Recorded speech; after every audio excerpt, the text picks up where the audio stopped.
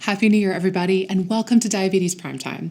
We all want to be healthier in the new year, but it can be so hard to know where to start. We are talking with dietitian and CDE Rachel Taft about everything from food to sleep that will make 2020 your healthiest year yet. Stay with us.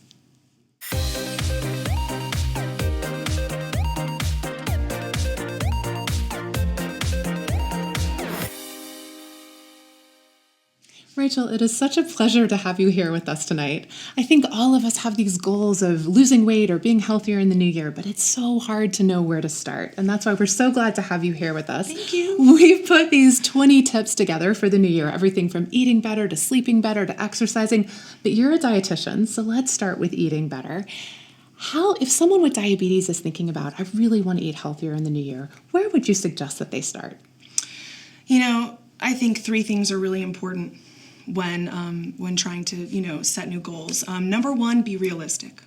Number two... I am so guilty of not being realistic when it comes to goals. Yes, we've all been there, especially in the beginning of a new year. Yes. Number two, be specific, very specific. And number three, be consistent. So I think when it comes to setting goals, being realistic is probably the most important part of it. So, oftentimes we set goals that are just not realistic for us. And when we're not able to succeed at these goals, we feel bad about ourselves and we give up. Yes.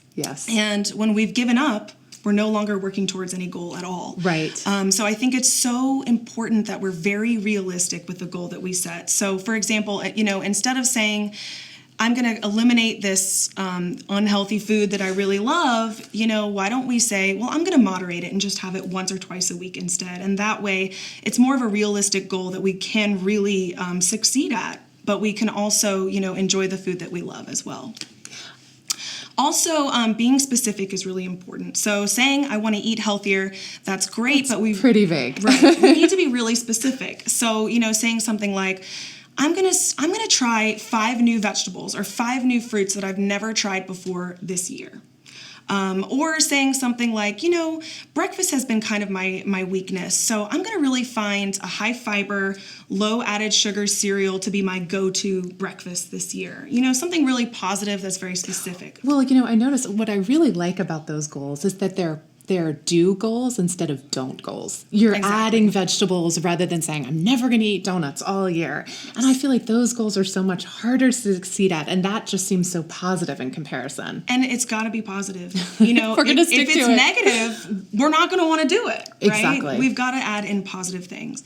And to conclude that, I think consistency is key. When people are making lifestyle modifications, consistency is the only secret. Even if we make a really small change, if we do that over and over and over again, we're going to see a change from it eventually. And it's going to become second nature. Adam Brown, one of our favorite authors, says, I'd rather do something for 10 minutes every day than an hour and a half once a week. And Yes. I think that's the consistency that you're talking about. Absolutely. I just think it's so important to find something that's really going to stick, because we're not just making changes for a couple of years. We're making life changes, right? So Yes. It's important to take it slow. Exactly. All right, so we're going to pause here for a moment. I want to do tonight's trivia question. So the trivia question is, true or false?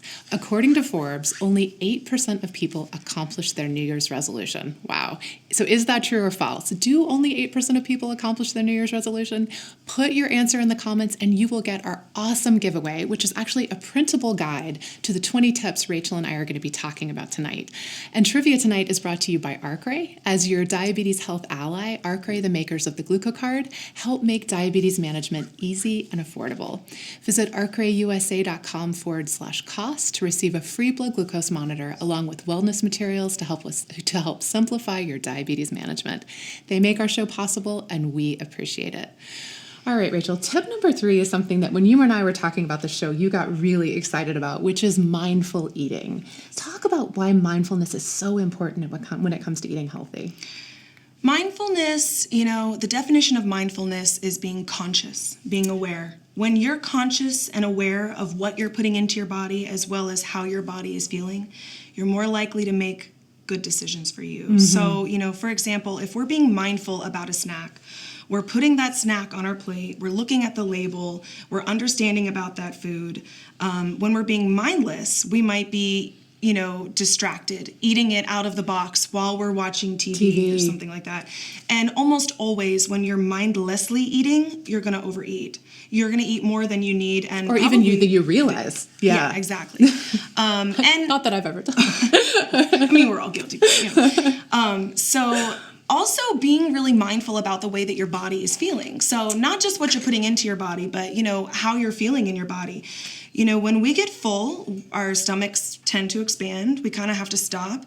We might have to take a deep breath. And if you're really mindful about the way that your body is feeling, you're less likely to keep going from that point because you say, oh, these are my body's cues telling me I'm full. I don't need to eat more. If we're really mindless, about not being mindful, we're not really paying attention to how our body's feeling, and we're maybe just eating too quickly. And our body has to whack us over and say, hey, I'm full. I've had enough. And then we get stuffed. And then we feel awful. Right. Yes. Oh, I think that's so true. Folks, as we are talking, tell us in the comments what your goal for 2020 is. We'd love to hear all your goals. And it's actually been proven that writing down your goals means you're more likely to stick with them. So get in the comments here with us and tell us what you're trying to accomplish this year. It sounds like mindful eating should definitely be something that we pay attention to. Another tool that I think a lot of people with diabetes find helpful is checking in pairs. So seeing, based on what your meter shows, how a different food or different combination of foods affect blood glucose. Talk about why checking in pairs is such an important tool for people living with diabetes.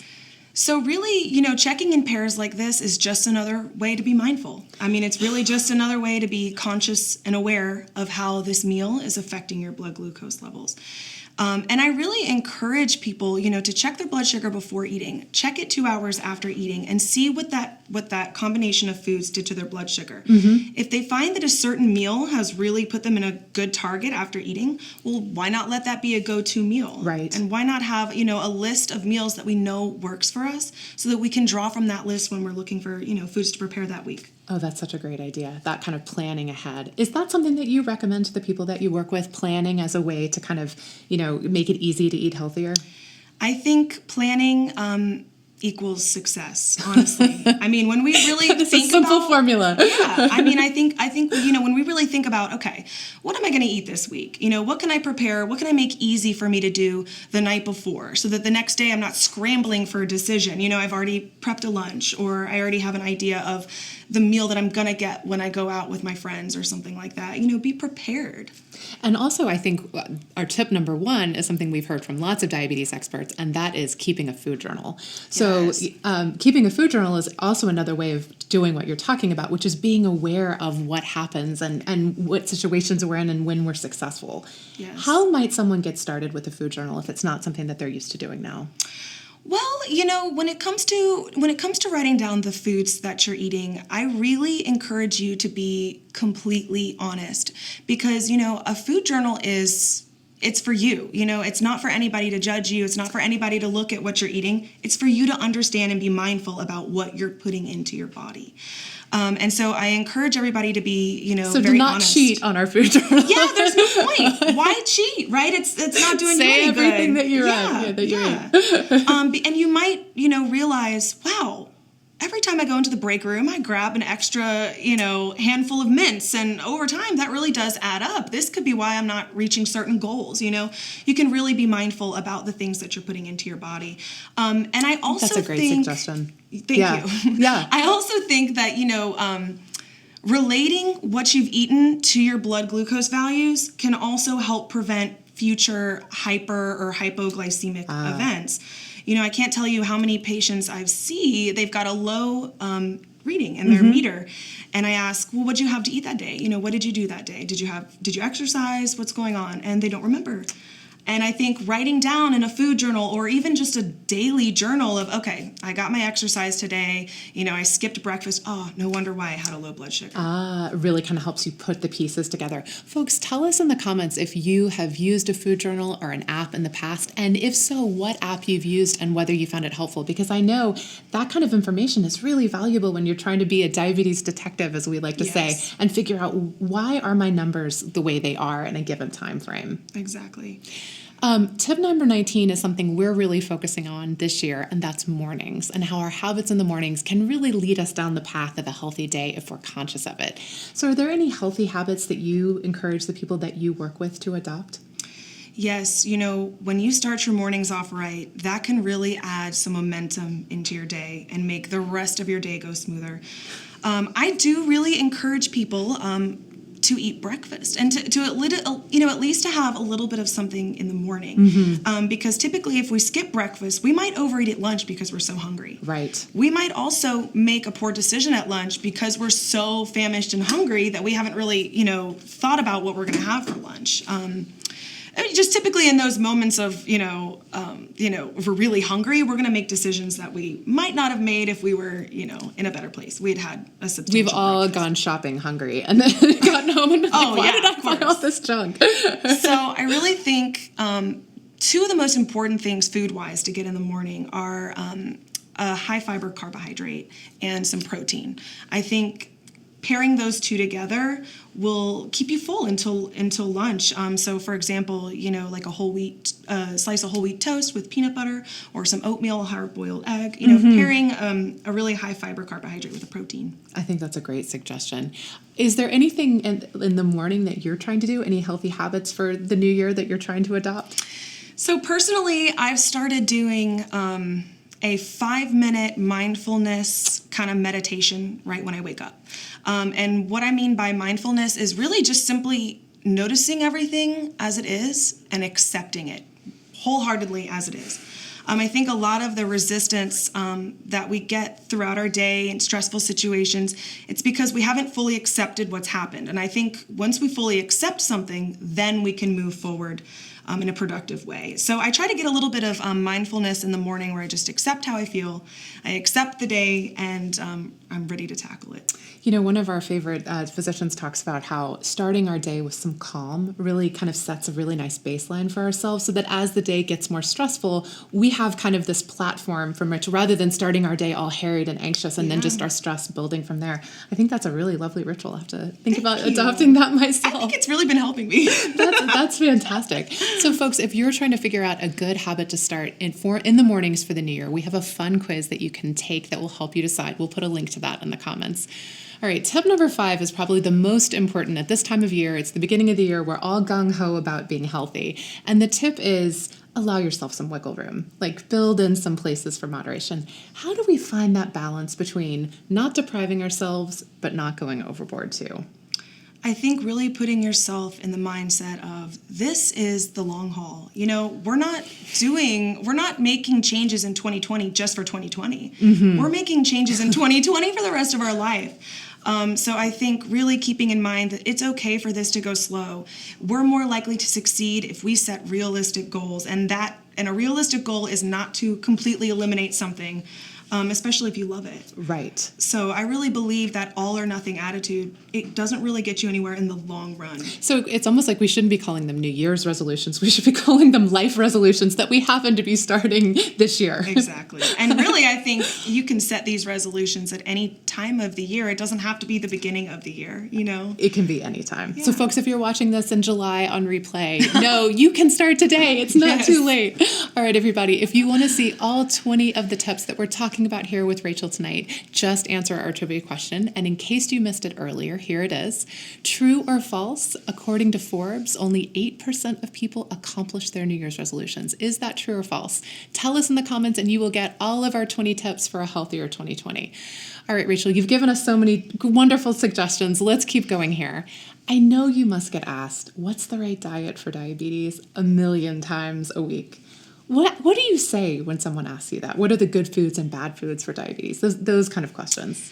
Yeah, so, I get those questions all the time. And, I get a lot of people that say, well, I should be following a diabetes diet. Or, so-and-so told me that pasta's bad, rice is bad, I can't have fruit, things like this. And this is really black and white thinking. And it's incorrect. We can have the foods that we love as long as we have them in moderation. Yes. So I really think that there is no right diet for diabetes. I think it really depends on the individual. What are their preferences? What are the barriers? And really working one-on-one with individuals to kind of figure out what works for you. Cutting things out, following some specific diet, following advice that something is bad and this you have to do, usually those are red flags that maybe this isn't the right way to go. Well, and also it's something that, to your point, it's not going to be something you're going to be able to stick with for the rest of your life. And I think that's kind of really the difference. And also we want to put in a plug here, folks. Definitely go speak with a diabetes educator, or now they're called diabetes care and education specialists, like Rachel. They are such a wealth of information, and they really can help you kind of modify a diet plan or a meal plan that's specific for you. So we can't say that enough. Like, definitely go talk to them. Definitely. We spoke with a psychologist recently, and she was saying if we want to develop goals that we can stick to, she recommended positive goals like the ones you were outlining. And she also recommended do instead kind of goals. So rather than saying, I'm never going to have a donut after dinner for dessert, maybe I'll say I'm going to try that, once a week. What are some do instead goals that you like and that you use in the people that you work with? I really love this question. I get a lot of people I work with feel a lot of maybe like shame or guilt around maybe they've had a meal that's too large, especially around, the holidays that we just had and everything. They might feel a lot of shame and guilt around what they've eaten. And so my favorite do instead goal would be, instead of feeling these negative feelings about the way I ate or, what I did this week, I'm just going to turn it around right now. I'm going to be positive and I'm going to accept that I'm a human, and we can move forward from here. And in fact, a lot of times, that's the best way to move forward, is accepting this is, right. If we're going to be mired in shame and guilt, and I mean, I have done that just like everybody else. It is really hard to kind of pick yourself back up and kind of move forward from a positive place. So I love that idea. And not only that, Ansley, but, stress raises our blood glucose levels. So if you're really, really stressed out about it, you're probably... It's counterproductive. Right. Exactly. Yes. Yeah, no, that's a wonderful suggestion. All right, so it's not a Diabetes What to Know program if we don't talk about how important it is to take your medication and keep an eye on your 5 numbers. As always, folks, those 5 numbers, A1C, blood pressure, LDL cholesterol, eGFR, and an eye exam. If that's not one of your New Year's resolutions or one of your diabetes resolutions for the new year, it should be. Know what those numbers are. Talk to your doctor about whether they're at the right target for you. But I want to hear from you, Rachel. Why is it, as important as it is to make good lifestyle choices, why is medication and taking it the way it's been prescribed so important? It's so important because diabetes is very complex. It's a very complex metabolic condition, and it's so different from one person to the next. I see people that can manage through exercise and nutrition, and then I see people who need medicine, and there's nothing no shame wrong in that. with that. Exactly. No. Yes. And so, I think following all of these things together, what are we eating most of the time? What are we drinking most of the time? Getting enough exercise, physical activity, getting enough sleep, stress reduction, along with medications. These are all meant to work together to really help someone manage their diabetes. And, with the people I work with, I work with a lot of people who've had diabetes for many, many years. And the number one regret I hear is, I wish I took my medicines the way they were prescribed to me all those years. My life might look a lot different now. Yeah. Exactly, because it's really about where your numbers are. It's not it really is what it takes you to get there. Because I think there is sometimes people think like, well, I'm on 3 medicines now, my diabetes is worse than it was. And it's like, no, it's just unique for everybody. It is. And you can be on 5 medicines or you can be on no medicines. But if your A1C is well managed, you're going to reduce your risk of complications regardless. Exactly. Oh gosh, that's so important. You're singing our song here for sure. All right. So you talked about stress earlier and how stress can raise blood glucose levels over time. Yes. What are some of your kind of favorite suggestions you give the people you work with in terms of managing stress? So, I work with people who are under a lot of stress. As we really all are in this high-stress society. And I think the number one step is to identify what are my stressful triggers. What is stressing me out? And place that into 2 categories. Can I get rid of it? Can I not? If we can, let's let it go. Right. If not, we've really got to accept that it's there so that we can productively move forward. And I really always... I always try and try and encourage the people I work with to spend a little bit of each day nourishing their own mental health. Spending a little bit of time on your stress reduction and really prioritizing that. Oh, I really like whether it's singing or, taking a walk or coloring. Coloring is de-stressful. Sure. Whatever it is, I really highly recommend that you carve a little bit of your day out to do that for yourself, because you love yourself, so you deserve it. Well, and back to your original point about being mindful, being aware, taking that time to kind of take good care of ourselves, and it's just so important, and it just has that trickle-down effect in Yes. all other aspects of our life. You spoke earlier about, needing to manage stress, and I know for a lot of people, an important coping skill is food, and we hear from a lot of folks that emotional eating is a real challenge for them. How do you encourage people ways to find ways of dealing with stress that aren't food and coping without it? Yes, so we tend to, when we're going through stressful situations or we're feeling a void, we might, overcompensate that with food. And I really highly encourage people to kind of, again, be mindful about, where's this hunger coming from? Because typically emotional eating, it comes on very quickly. And it might cause somebody to crave very specific foods. And it true. also might cause somebody to feel some shame and guilt around it. When typically, like, real hunger, actual hunger, is something that builds over time. A long time of not eating, you're starting to feel hungry. Right. You don't typically crave specific foods. That's true. And hopefully most people don't feel, shame or guilt around just Regular naturally hunger. being hungry. Right. Exactly. So I really encourage people to identify, could this be emotional eating? Or am I really hungry? And a lot of times what I've found is using a do instead goal.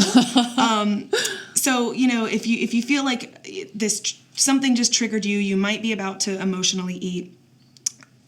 Try and identify that and then say, well, instead of giving into this craving right now, I'm going to go for a walk right now and see if a little bit of physical activity or whatever my self-care routine de-stressor is, I'm going to do that for about 15 minutes and see if maybe this was just an emotional trigger instead. Right. If you're still hungry when you come back, chances are maybe you're just really hungry, so eat. Right, exactly. But just putting a little space between that, Yeah. like that desire for food. Exactly. You make a really good point, because real hunger is rarely for a specific food.